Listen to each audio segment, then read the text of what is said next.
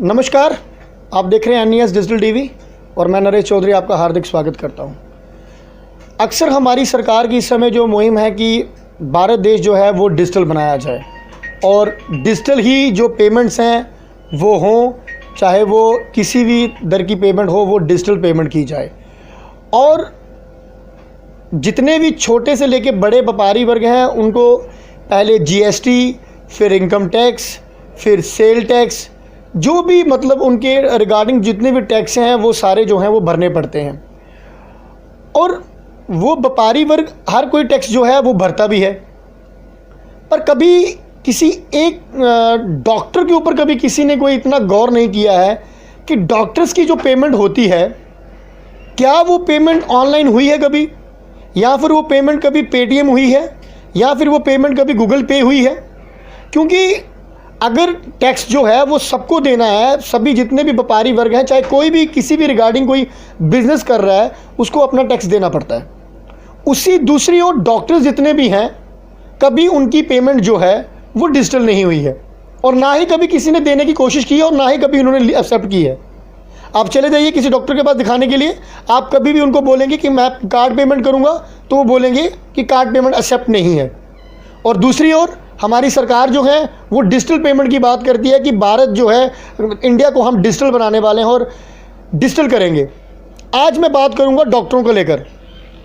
एक डॉक्टर अगर दिन में 100 पेशेंट देखता है और एवरेजली उसकी जो फ़ी है वो कोई डॉक्टर 300 लेता है, कोई 400 लेता है, कोई 500 लेता है, कोई 600 लेता है, कोई 700 लेता है, पर एवरेजली एक डॉक्टर की पेमेंट जो है वो 500 रुपया फ़ी जो है वो मतलब लेता है वो। और अगर आप बात करें एक डॉक्टर पर डे में 100 पेशेंट देखता है और बात हो गई 100 पेशेंट देखना मतलब एक डॉक्टर दिन भर में 50,000 लेता है जो बिना डिजिटल आते हैं उसके पास।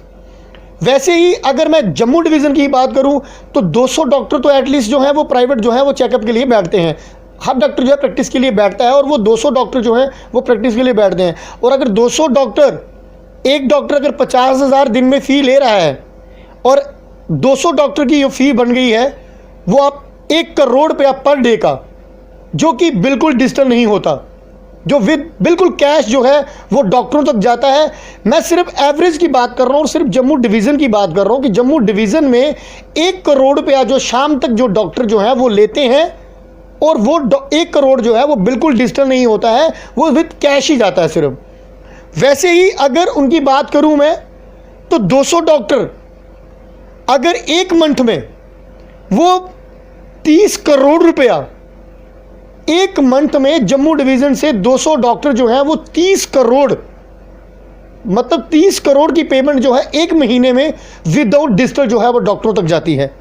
वैसे ही अगर मैं साल भर की कैलकुलेशन करूं तो 12 महीनों में 30 करोड़ अगर ले रहे हैं तो आप 12 इंटू 30 करोड़ कीजिए, मतलब 360 करोड़ रुपए की पेमेंट जो है एक साल में सिर्फ जम्मू डिवीज़न से एवरेजली बात कर रहा हूँ, जिसमें कोई ना ही दवाइयों के पैसे हैं ना ही कोई आपके टेस्ट जो आप करवाते हैं उसके पैसे हैं। ये सिर्फ डॉक्टर जो फीस लेते हैं 360 करोड़ रुपया सिर्फ जम्मू डिवीज़न की एवरेजली इनकम जो है डॉक्टर लेते हैं साल भर में, और वो बिल्कुल भी डिजिटल नहीं होती है, वो टोटली कैश दी जाती है।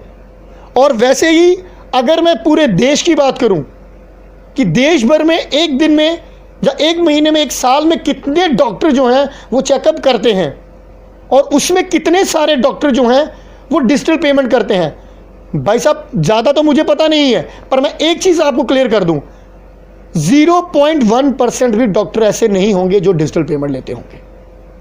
0.1%, 1% भी पूरे डॉक्टर जो नहीं है देश भर में जो डिजिटल पेमेंट लेते हैं। सारी की सारी पेमेंट जो है वो कैश जाती है। मेरा कहने का मतलब यही था, भारत सरकार से मैं रिक्वेस्ट कर रहा हूं कि अगर आप डिजिटल इंडिया बनाने की कोशिश कर रहे हैं, अगर आप भारत देश को डिजिटल बनाने की बात कर रहे हैं, तो फिर छोटे छोटे जो व्यापारी वर्ग हैं जिनके छोटे छोटे बिजनेस हैं उनको अकाउंट, फिर उनको ITR, फिर उनको सेल टैक्स, फिर उनको GST रिटर्न्स, उन सबको छोटी छोटी हर दरें जितनी भी हैं, जितनी भी टैक्सेस हैं वो पे करने पड़ते हैं। और उसके बाद उनको बैंकों में लिमिट्स ली हैं, उनके भी जो टैक्स, जो इंश्योरेंस है उनका वो भी सब उनको देना पड़ता है। ठीक है, अगर आपने बिजनेस करना है तो आपको टैक्स तो देना ही होगा, पर जनाब मैं सिर्फ एक ही रिक्वेस्ट कर रहा हूँ कि कभी डॉक्टरों पे गौर तलब किया गया है? कि डॉक्टर जो हैं वो दिन भर में कितनी पेमेंट जो है वो कैश लेते हैं, और साल भर में जनाब अगर मैं कैलकुलेशन करने बैठ जाऊं ना तो साल भर में अगर मैं पूरे भारत देश की बात करूं कि कितनी पेमेंट जो है वो कैश जाती है डॉक्टरों के हाथ, तो जनाब मेरे पास ज़ीरो ख़त्म हो जाएंगे। कितने ज़ीरो लगाऊं आगे और मैं बोल भी नहीं पाऊंगा, अरबों खरबों में बात हो जाएगी वो। आज जो मेरी वीडियो बनाने का यही मकसद था कि जनाब जितनी भी डॉक्टरों के ज़रिए जो पेमेंट होती है, जो डॉक्टरों को पेमेंट जाती है चेकअप के लिए, प्लीज़ उसको भी डिजिटल किया जाए। खाली आप व्यापारी वर्ग, छोटे छोटे व्यापारी वर्गों को मत देखिए, आप इनको भी पूछिए कि आप डिजिटल पेमेंट क्यों नहीं लेते हैं। बस मेरा एक सी यही मकसद था आज का वीडियो बनाने का कि अगर डिजिटल भारत बनाना है तो भारत में सभी आएंगे, खाली व्यापारी वर्ग या छोटे छोटे बिजनेसमैन ही नहीं आएंगे।